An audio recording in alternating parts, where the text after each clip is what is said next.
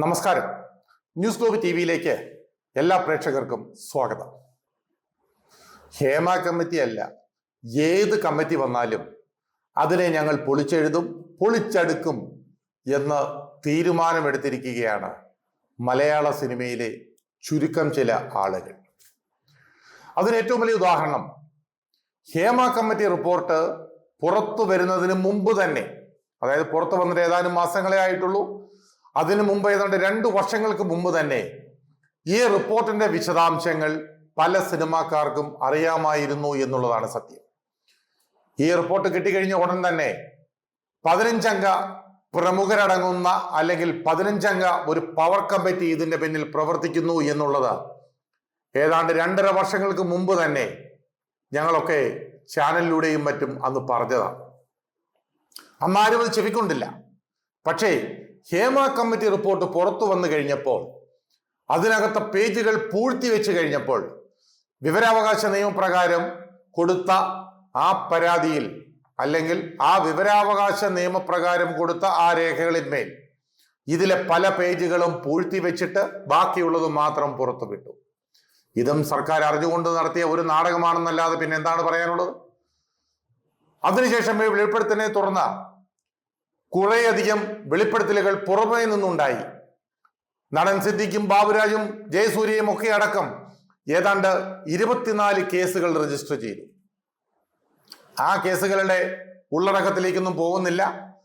അതെങ്ങനെയൊക്കെയാണ് വന്നത് എന്നൊക്കെ എല്ലാവർക്കും അറിയാം. പക്ഷേ ഹേമ കമ്മിറ്റി റിപ്പോർട്ടിൽ അതിൽ മൊഴി കൊടുത്ത പ്രകാരം പോക്സോ കേസ് അടക്കമുള്ള കേസുകൾ ഏതാണ്ട് 35 കേസുകൾ SIT രജിസ്റ്റർ ചെയ്ത് കഴിഞ്ഞു. ഈ 35 കേസുകൾ രജിസ്റ്റർ ചെയ്തിട്ടും ഒരു മാധ്യമങ്ങൾ പോലും ഈ വിവരങ്ങൾ അറിഞ്ഞിട്ടില്ല.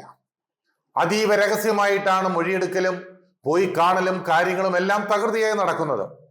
5 കേസുകൾ വരെ എടുത്ത വളരെയധികം മലയാള സിനിമയിലെ ഒരു പ്രമുഖ നടൻ, പ്രമുഖൻ എന്ന് പറയുമ്പോൾ ഇപ്പൊ എല്ലാവർക്കും ചിരി വരും, പ്രമുഖർ എന്ന് പറഞ്ഞ മലയാള സിനിമ മൊത്തം ഇപ്പൊ പ്രമുഖരുടെ കയ്യിലാണ് എന്നുള്ള നിലയിലേക്ക് മാറി. എന്താണെങ്കിലും ആ കേസിന്റെ വിശദാംശങ്ങൾ പുറത്തു വരുന്നത് വരെ ആ പ്രമുഖന്റെ പേര് പറയാതിരിക്കുന്നതാണ് നല്ലത് എന്ന് എനിക്കും തോന്നുന്നു. കാരണം ഇല്ലെങ്കിൽ കേസും വഴക്കും ബുക്കാറുമായി വീണ്ടും മുമ്പോട്ട് പോകേണ്ടി വരും.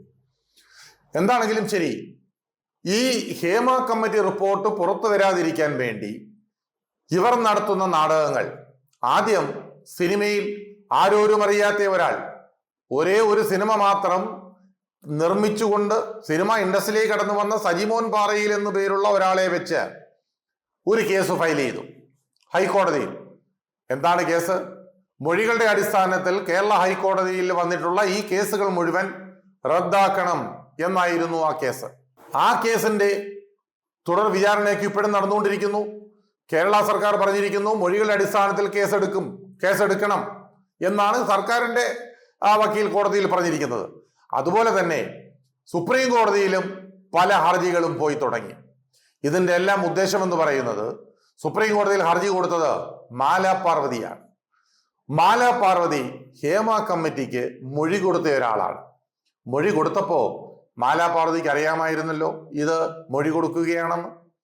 അല്ലെങ്കിൽ ആ സമയത്ത് മൊഴി മുഴുവൻ എഴുതി കഴിഞ്ഞതിന് ശേഷം, അത് എഴുതി വായിച്ചതിന് ശേഷമാണല്ലോ അതിനടിയിൽ ഒപ്പിട്ട് കൊടുക്കുന്നത്. ഒരു നിയമബിരുദധാരി കൂടിയായ മാല പാർവതിക്ക് എന്തേ കുറെ നാൾ കഴിഞ്ഞപ്പോ ഇപ്പൊ ഇങ്ങനെ ഒരു ഭൂതോദയം ഉണ്ടാകാൻ? അവിടെയാണ് 15 അംഗ പവർ കമ്മിറ്റിയുടെ പ്രേരണ എന്ന് പറയുന്നത്. ഈ 15 അംഗ പവർ കമ്മിറ്റി ഇപ്പോഴും ശക്തമായി മലയാള സിനിമയിൽ ഇടപെടുന്നു.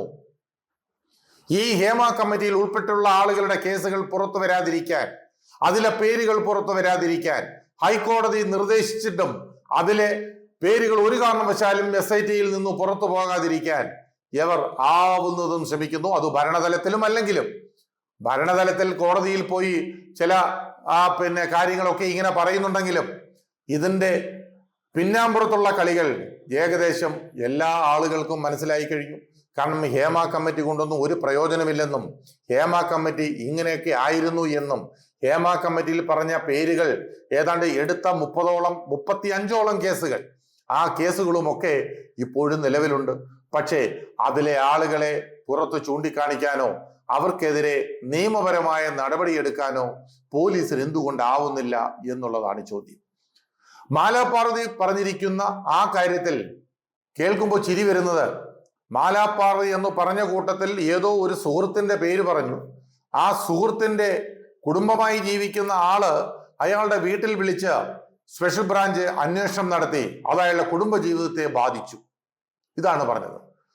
ഒരു കേസ് ഉണ്ടാകുമ്പോൾ മാലാപാർവതിക്ക് ആലോചിക്കേണ്ടത്, ആരുടെയെങ്കിലും ഒരാളുടെ പേര് പറഞ്ഞാൽ ആ പേര് പറയുന്ന ആളിന് ആ കേസുമായി എന്തെങ്കിലും ബന്ധമുണ്ടോ, അല്ലെങ്കിൽ അതിന്റെ സത്യാവസ്ഥ എന്താണ്, അതിന്റെ പല കാര്യങ്ങളും ചെയ്യാൻ വേണ്ടി അന്വേഷണ സംഘം അവരെ ചിലപ്പോൾ വിളിച്ചെന്നിരിക്കും, ചോദിച്ചെന്നിരിക്കും.